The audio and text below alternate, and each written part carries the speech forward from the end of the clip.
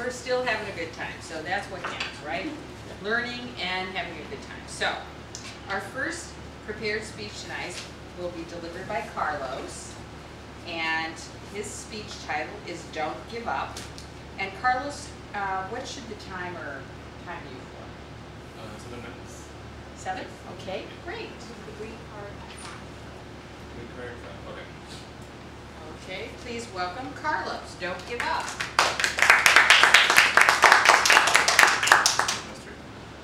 All of us have dreams and goals in life, but when we have trouble and when problems arise, all those dreams and goals seem to disappear. Toastmasters, fellow Toastmasters, today I would like to share with you one of the most inspiring stories that I have ever heard from a man. I would like to know from you guys who has seen or watched Rambo, or what's the new one? The Indispensables. No? Nobody saw it? Well, today I would like to share with you the story of the star Sylvester Stallone. Well, this guy started off about 25 years ago, and you see him today as a big star, and you would think, well, he has always been like that, but not. The truth of the story is that when he started off, he was totally broke. He didn't have any money. When he was born, he was pulled out of his mother with forceps. That's the reason he talks like blah, blah, blah, blah. That's the reason why his face is a little bit deformed. So when he started off as an actor, all he got was no's. He would go to agencies, and they would tell him, you know what? No, you look stupid. You sound stupid. Definitely not. No, you will never be an actor. That's what they told him.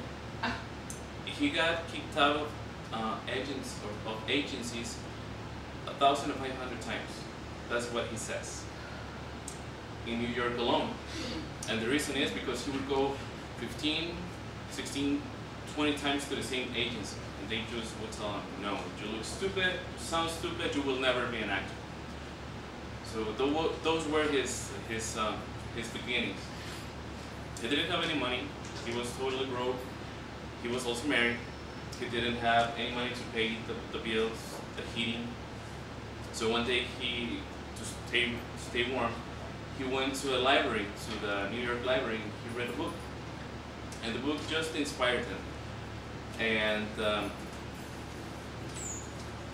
what he got out of the book was the inspiration to decide to be in the movie industry to change other people's lives. He says that out of that book, he got out not to worry too much about himself, but to find ways to inspire other people. So, but still he was broke, didn't have any money. He had to pawn his wife's jewelry to get some cash. And he says that that was pretty much the end of the marriage. The only thing that he had left was his dog. But he was starving, and he needed money to either feed the dog or feed himself. So what he did is he went to a liquor store to sell the dog. He tried to sell it for $50. And this guy comes and negotiates with him, and he pays him $25. Half of what he was asking for. So Sylvester Stallone goes back to his apartment, crying.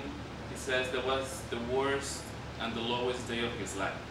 He sold his best friend for $25.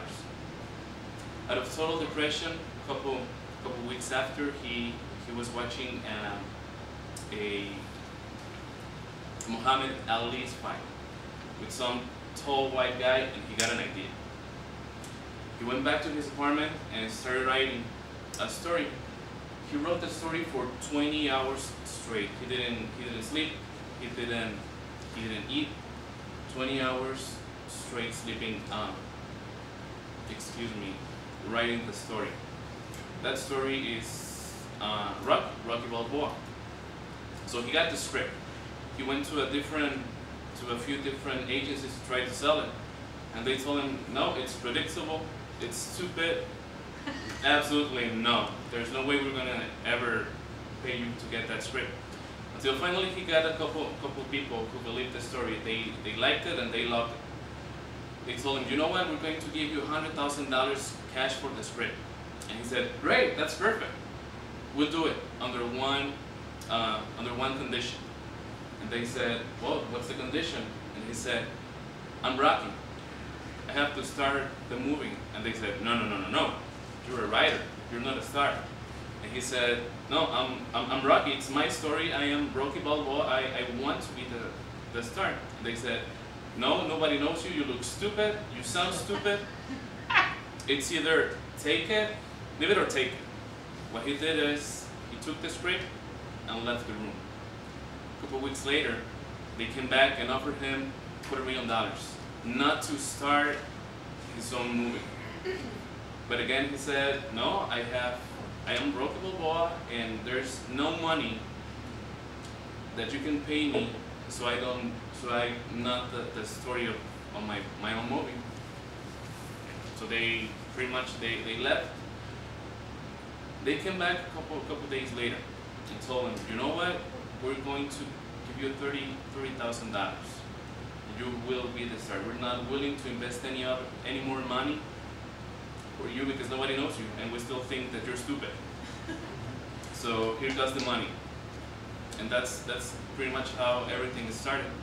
The first thing that he did with that money is he went back to the liquor store to see if he could find the guy who he sold the dog to.